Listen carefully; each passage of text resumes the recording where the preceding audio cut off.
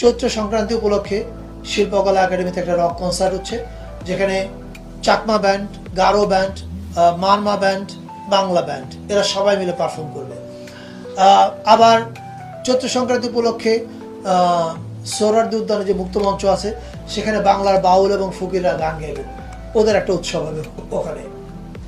এছাড়া 14 তারিখে সংসদ ভবনের সামনে একটা সাংস্কৃতিক অনুষ্ঠান এবং ড্রোন শোর আয়োজন করা হবে।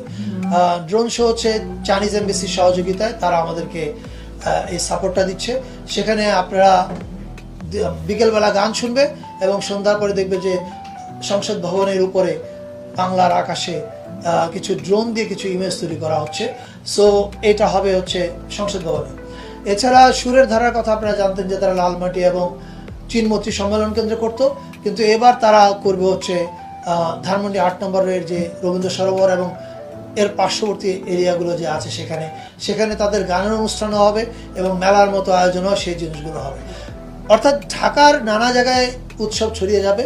এছাড়া সারা দেশে আপনারা যেরকম শুনলেন যে প্রত্যেকটা জেলায় এবং প্রত্যেকটা উপজেলায় আমাদের সচিব মহোদয় বলেছে, আমি আবার রিপিট করছি, এর আগে যে সংস্কৃতি মন্ত্রণালয় থেকে যে বরাদ্দ দেওয়া হতো, আমরা সেই বরাদ্দকে এবার দ্বিগুণ করেছি প্রত্যেক জেলার জন্য এবং প্রত্যেক উপজেলার জন্য। পাশাপাশি যে জেলাগুলোতে